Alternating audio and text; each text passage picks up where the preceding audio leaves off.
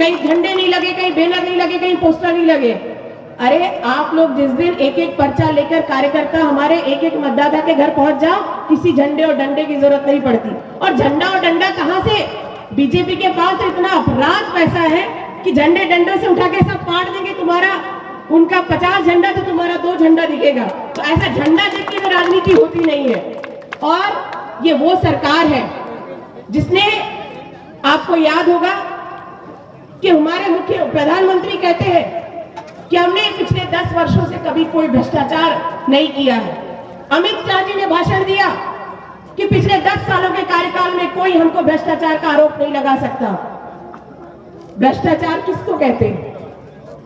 एक ही झटका दिया हमारे देश की सर्वोच्च अदालत ने, सुप्रीम कोर्ट का एक आदेश हुआ, एक झटका पड़ा तो पूरा भ्रष्टाचार की सूची सामने निकल कर आ गई। एसबीआई के माध्यम से इलेक्ट्रॉनिक बॉन्ड जो हमारा है, सारा भ्रष्टाचार निकल गया। अरे भाई, मोदी जी ने तो भ्रष्टाचार का भी नया तरीका सीख लिया। उन्होंने अपने सत्ता और पावर का उपयोग भ्रष्टाचार भी 1 नंबर में कैसे किया जाता है उसका तरीका सीख लिया। उन सारे उद्योगपतियों को फायदा हुआ जिन्होंने भारतीय जनता पार्टी को बॉन्ड के रूप में चंदा दिया। आज उन पर कहीं कोई दिक्कत नहीं है, कहीं कोई शिकवा शिकायत नहीं है। इस तरह से भ्रष्टाचार को उन्होंने 1 नंबर में करने का काम किया है। तो आप सबको ये बातें समझनी पड़ेगी। और खासकर युवाओं से मैं कहना चाहती हूँ, जब मोदी जी ये कहते थे कि 10 सालों में कोई भ्रष्टाचार नहीं हुआ तो सबसे ज्यादा उम्मीद और सबसे ज्यादा ताली कोई बजाता था तो वो हमारा युवा बजाता था।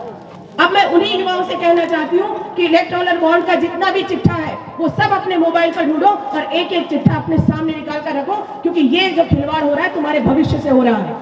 ये मत सोचना कि इस चुनाव से क्या फर्क पड़ेगा, सम्राट सरस्वती जीत जाएंगे, सम्राट सरस्वती हार जाएंगे तो क्या फर्क पड़ेगा।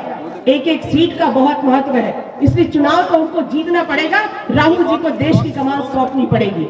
और ये मेरा विश्वास है कि जिस दिन आप सबने चाह लिया तो निश्चित रूप से हम ये चुनाव जीतेंगे। हमारा भारत देश दुनिया का सबसे बड़ा लोकतांत्रिक देश है और लोकतंत्र का मतलब होता है जनता के द्वारा जनता के लिए जनता का शासन। और आज इसी लोकतंत्र को, इसी संविधान को खत्म करने की साजिश कर रही है भारतीय जनता पार्टी और कह रहे हैं ये लोग कि अब की बार 400 पार। आपको पता है कितना खतरनाक आंकड़ा है ये 400 पार का। अगर 400 सीटें आ गई भारतीय जनता पार्टी की तो हमारे परम पूज्य भारत रत्न डॉक्टर बाबा साहब भीमराव अंबेडकर जी ने जो संविधान बनाया है, 26 जनवरी सन 1950 को जो संविधान भारत देश का लागू हुआ है, उस संविधान को ये लोग खत्म कर देंगे, उसको समाप्त करने की प्लानिंग है इनकी। और फिर मोदी जी, हमारे प्रधानमंत्री जी और गृह मंत्री जी अमित शाह जी जैसा संविधान चाहेंगे वैसा संविधान वो रचने का काम करेंगे। और संविधान खत्म होने का मतलब है लोकतंत्र का खत्म होना। और लोकतंत्र अगर खत्म हो गया तो हमारे देश में तानाशाही आ जाएगी, तानाशाहों का राज आ जाएगा, ये चुनाव खत्म हो जाएंगे, पंचायतें खत्म हो जाएंगी, विधानसभा लोकसभा क्या होगा इनका जरा कल्पना करिए आप लोग। इसलिए संविधान को बचाना है, इसलिए एक एक सीट कांग्रेस की हमको जिता कर लाना है।